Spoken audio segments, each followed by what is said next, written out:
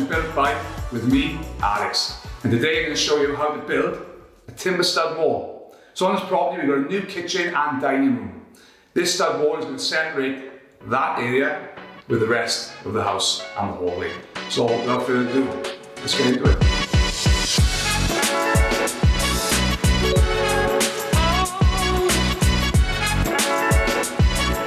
Okay, so we're about to fix down our saw plates. Now I'm going to mechanically fix these down to the concrete slab with our brown plugs and our 6x100 Optimaxx screws.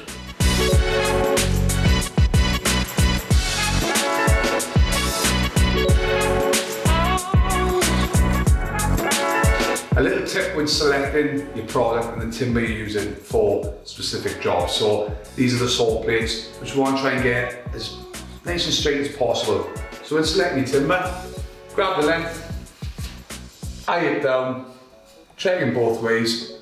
If the timber's nice and straight, brilliant. If not, and there's a slight camber or bend in the timber, we can still use it, but we'll work across from one side to the other with our fixings and pull the timber into alignment with our mark on the floor.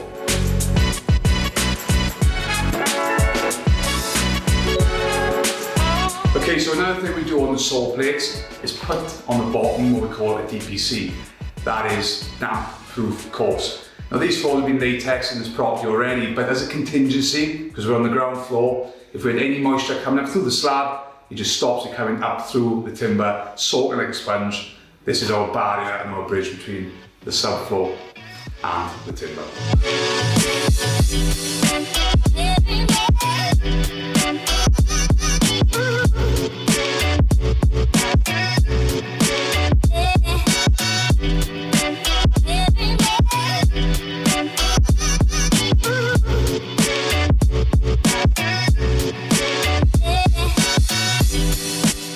So when installing our saw plates, there's a few things to take into consideration.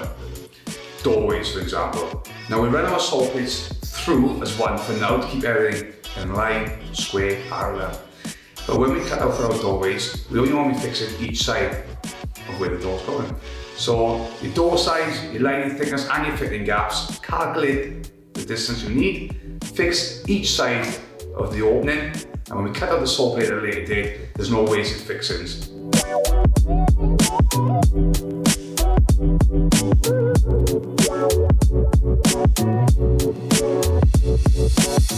So now we're going to start installing our studs for the wall itself. We're going to start by forming the corner, and I'm going to fix the studs together with the Optimaxx screws.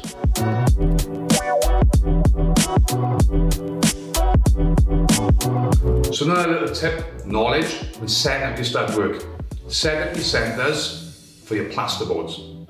So when we install a plasterboard, full width, the edge of the plasterboard can fall centre on your timber stud, and so on.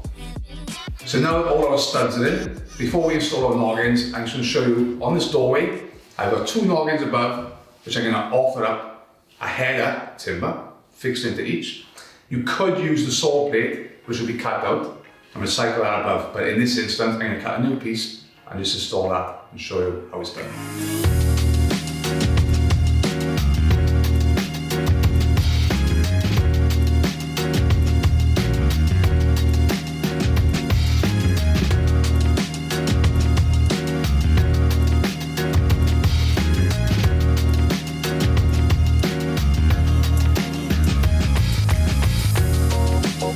So now that all our studs are in place and we've formed our doorway, we're going to chuck our noggins in.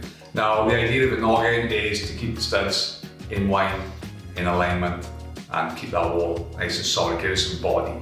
So when I measure for my noggins, I'm not going to measure in the middle, because if there's any cutting or bows on the studs, then it's going to throw out our measurements. So we're going to take our measurements from the bottom where our centres are marked on the saw plates.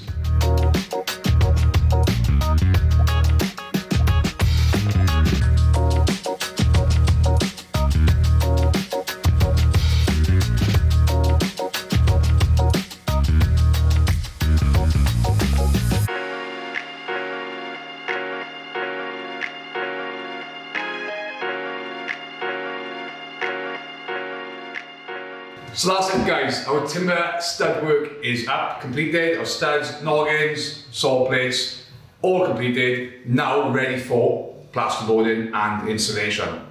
So you've been watching Built By with myself, Alex, and I'll catch you again on the next project.